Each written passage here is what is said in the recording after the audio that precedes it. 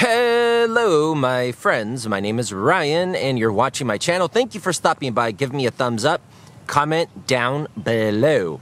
So, I am at the park where it is nice and peaceful. Go ahead and take a look at my surroundings. It is July 31st, a very hot day in a hot country, in a hotter city, Kaohsiung, in the very south of Taiwan, where I live and work as an English teacher. And I like to come down to this park to make videos when I'm feeling restless in my apartment and I just got to get outside and, you know, I come here, I get blissed out and talk to you guys. And what am I going to talk about today? Well, I'm going to talk about this thing. Why do I have a bandage on my neck? All right, so let's go ahead and get into it. So I've had long hair before, like 7 years before coming to Taiwan. I had it for the first year in Taiwan, cut it off, and I noticed that, I don't know if I noticed it right away, but I noticed within the last year, skin discoloration on my neck. Now, please ignore this, but it's going to be kind of hard for you to see, but I've got just this like slight pigmentation difference. It's almost like my neck's becoming camouflaged. This thing here is something that, you know, someone left me last weekend. Let's not get into that. But this pigmentation, discoloration, my neck is becoming camouflage, red and tan. And I want to know what the hell's going on because it almost feels like it's spreading. So I went to a doctor in Kaohsiung. You know, there are hospitals, many hospitals, and there are clinics, doctor's offices, and with your universal health card, which you pay into as an English teacher, you'll roughly pay about 1,500 new Taiwanese dollars a month, and that basically allows you to have very affordable and efficient healthcare in pretty much the majority of the clinics and majority of the hospitals. You can just go anywhere, don't have to wait very long. Even if you don't make an appointment, you'll be able to see a doctor the same day. If you make an appointment, you won't wait at all. Amazing healthcare, very efficient. Can't say enough about it. But back to the skin thing. So, I don't know, 7 months ago, I go to, 7 months ago, I go to the dermatologist to finally get this thing checked out. And he just looks at it and he goes, oh, you know what this is? This is gives a Latin name for some type of fungus that grows on your skin when it gets too sweaty. Well, that made a lot of sense to me because I sweat a lot. I'm probably sweating right now. And he's like, here, just use this cream, rub it all over your neck. And I have a little sunspot here, so rub it there. And it will go away in a month. And I was like, okay, great. Well, January 19th, I rubbed it on myself after a really hot bath. And the stuff that I put on my face, it poured into my eyes. And the next day I woke up with a terrible eye infection. And I've talked about that on this channel. And the whole eye thing, I mean, I was semi-blinded for quite a long time. My eyes finally recovered, went to lots of doctors and hospitals for that. And, you know, but my eyes are fine. I just got them checked out. And they said, Fei Chang Hao for my vision means very, very good.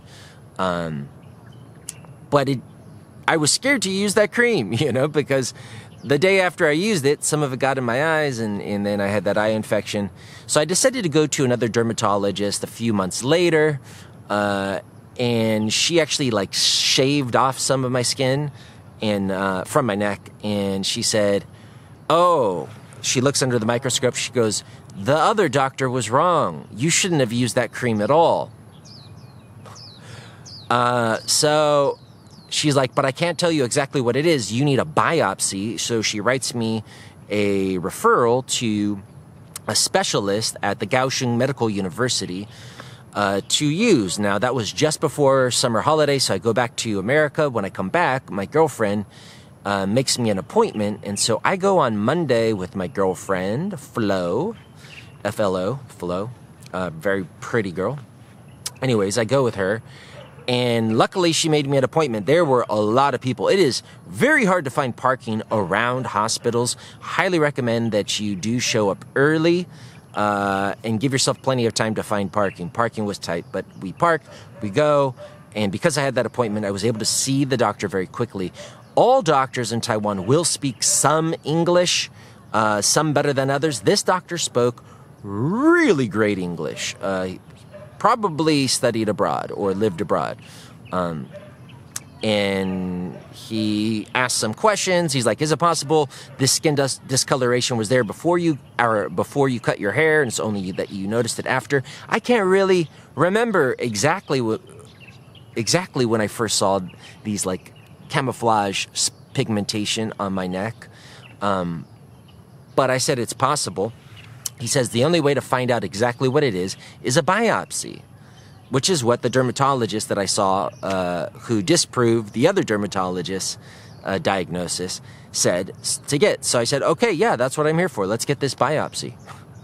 So I get some forms to sign. Now, he had this like really short doctor in training. It's like medical university, so I assume he's a medical student. Really short guy, very official looking, glasses, looked like he was 15.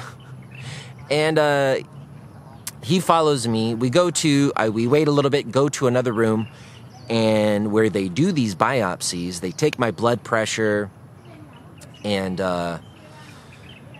what happens? Oh yeah, that's what happened. I get sat down on the operating table for a biopsy, but before I do that, they have me take off my shirt. I get into this black room, they take photos, and the biopsy technician, I don't know exactly what you call the girl, but her job is literally to just cut into your skin and then sew it back up. So she's a little confused why I'm getting a biopsy. Like, the feeling in this biopsy room is that this is for serious things. This is for people who are worried about cancer or who have these like crazy things growing off of their skin. I just really have a bit of a skin discoloration, which you probably can't even see much, you know? I mean, I look like a pretty normal guy. So I'm a little worried, you know? Remember, I had this eye infection from cream that I was given that I didn't even need. I've been advised to get shoulder surgery for shoulders that are feeling strong, you know, that just need a little rest. I'm just a little worried that I'm going to be pushed into something that I don't necessarily need. And I should have researched what a biopsy was. I just thought they were just going to like do a little scrape, get some skin, and that would be all.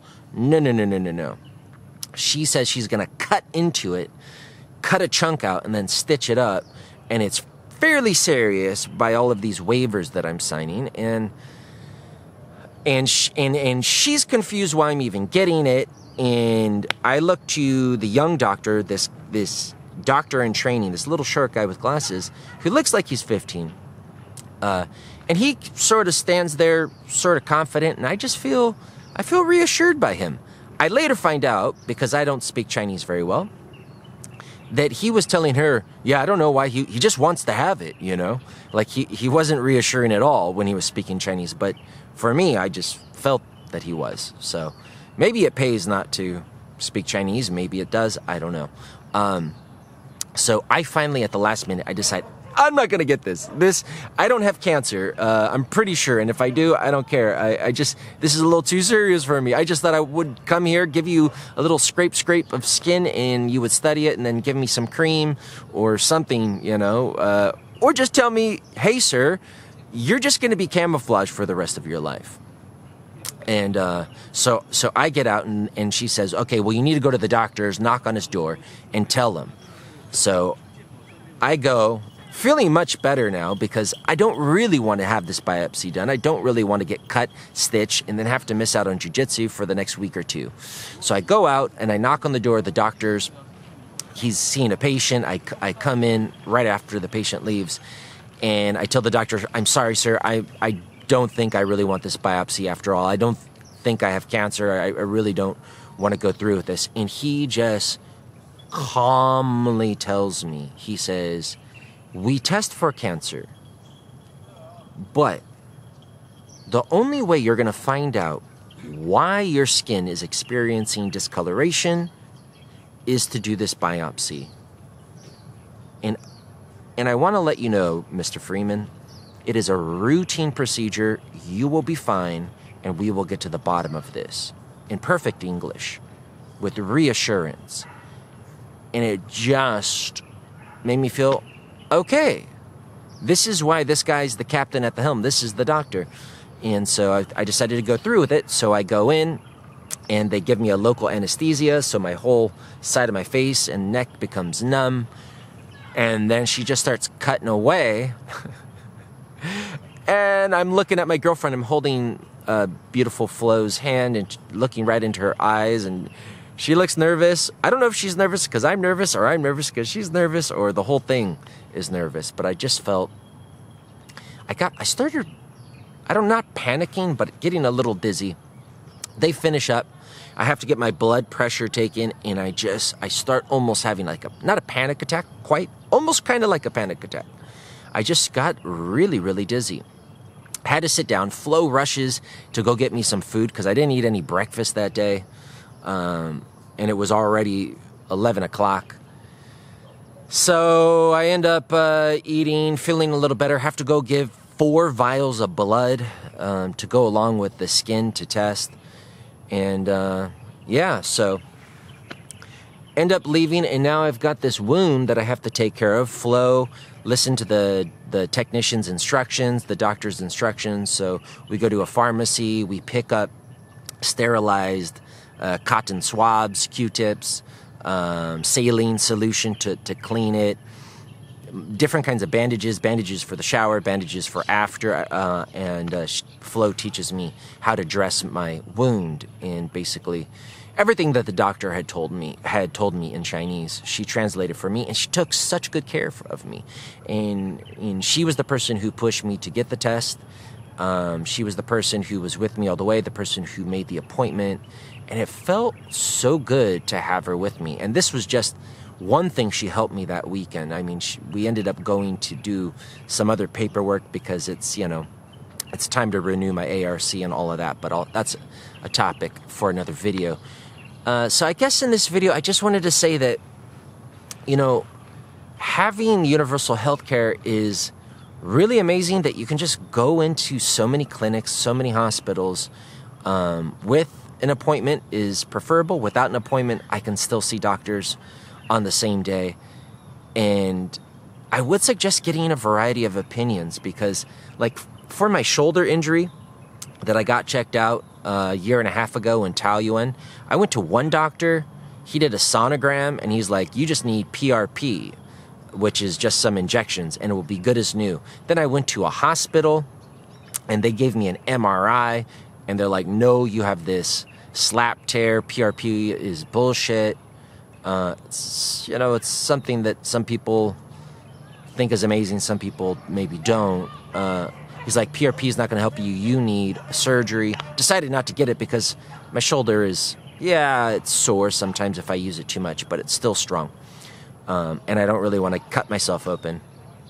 But those are two doctors that had two completely different opinions about how to treat my shoulder. And then for my skin thing, I ended up going to see one dermatologist who I felt very reassured. This was a mature gentleman who spoke with utter confidence that it was this fungus thing that just needed a little ointment. And, well, I put the ointment on, it gets into my eyes, and my eyes are wrecked. I'm practically partially blinded for a very long time. I had got keratitis. It was a really, almost, the eye doctors warned me that I might get glaucoma. I mean, it turned into a very serious situation. And it turns out that cream was not even necessary because another dermatologist looked under the microscope and saw that it wasn't that at all. But she couldn't give me the final answer, so I have to go to get a biopsy. And, on Monday when I go to find out my results and hopefully get my stitches out so I can get back to training, I mean, hopefully they have an answer that will, whether or not they can treat me, because it could just be sun damage. I don't know. Hopefully this biopsy was not in vain. Back in America, I usually didn't go to the doctors or the hospitals very often because, well, for one, I was poor and I had Medi-Cal, and which was like the free government health care, and it took forever to get a health care appointment. It took forever to see a doctor. I would literally have to be on the phone waiting for long periods of time to get to the appointment center, to get an appointment, to see my primary care physician. and then wait like weeks or a month to see the guy, and then I see him, and then he has to give me a referral. Then I got to take weeks or a month to see the specialist. I mean, it was such a long process that it's like, I'm not even going to go through with this. I don't care if it's free.